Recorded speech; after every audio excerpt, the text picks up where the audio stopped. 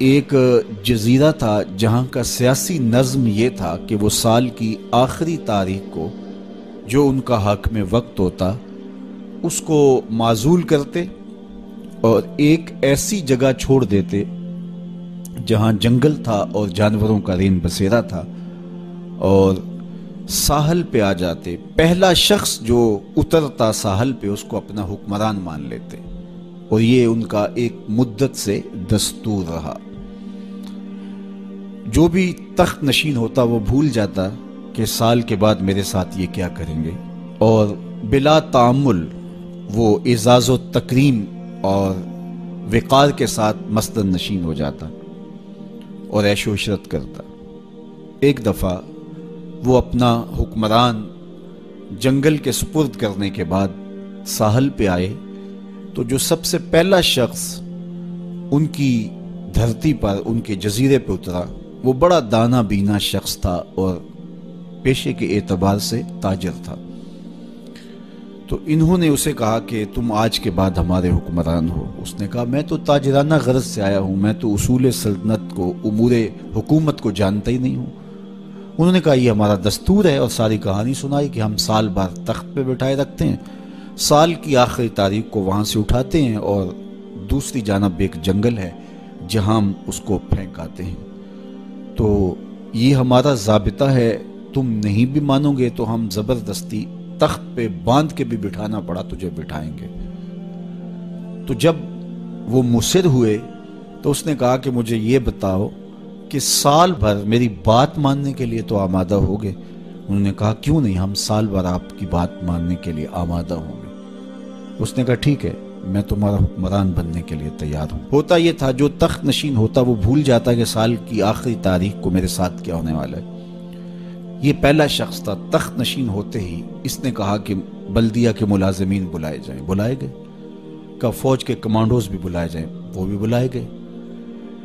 اس نے ان کو کہا کہ تم جاؤ جنگل میں جہاں بادشاہوں کو پھینک کے آتے ہو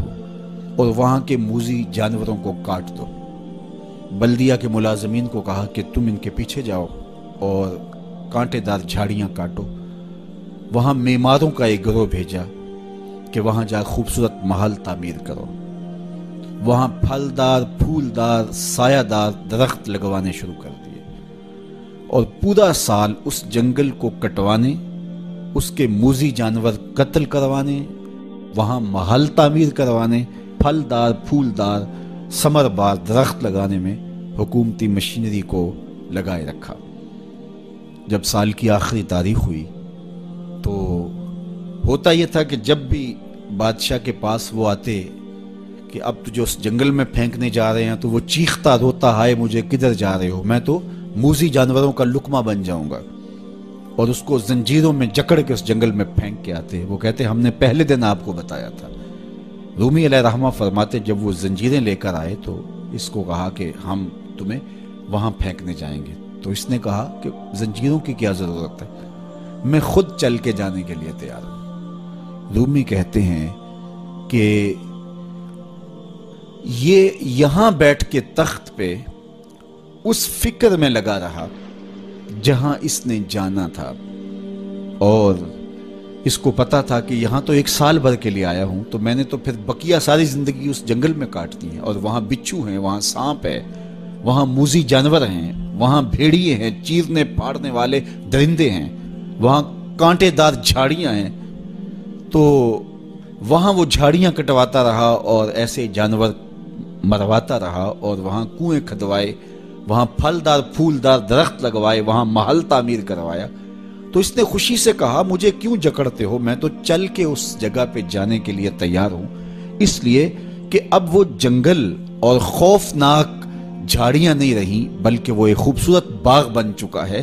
اور وہاں موذی جانور نہیں رہے، وہاں پرندے چہچہا رہے ہیں، کوئلوں کی دل آویز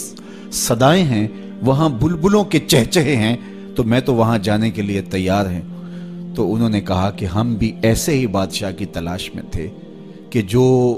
مستقبل کی بہتری کا ضامن بنے، تو کہا کہ جناب آج سے ہم اپنا قانون بدلتے ہیں، آپ تخت پہ ہی رہیے، جس طرح جہاں جانا تھا وہاں کے لیے آپ نے پورا سال محنت کی اور اس کو گلزار بنا دیا، تو آپ تخت پہ بیٹھیے اور آج کے بعد آپ ہمارے مستقل حکمران ہیں اور اس ملک کو گلزار بنا دیجئے۔ رومی فرماتے ہیں جس طرح وہ شخص تخت پہ بیٹھا اور تخت پہ بیٹھ کے اس کو فکر وہاں کی لگی رہی جہاں اس نے مستقل جا کے رہنا تھا، کہا کافر دنیا کے تخت پہ عیش و عشرت کرتا ہے اور وہ بھول چکا ہوتا ہے کہ میں نے بالآخر کہاں جانا ہے۔ فاسق اور فاجر بھول چکا ہوتا ہے کہ اس نے کہاں جانا ہے، لیکن صالح مومن اس دنیا پر آرام سے نہیں بیٹھتا، اس کا سارا خیال، اس کی ساری توجہ وہاں ہوتی ہے جہاں اس نے جانا ہوتا ہے، اس لیے وہ یہاں بیٹھ کے قبر کے کیڑے مکوڑے ختم کرتا ہے،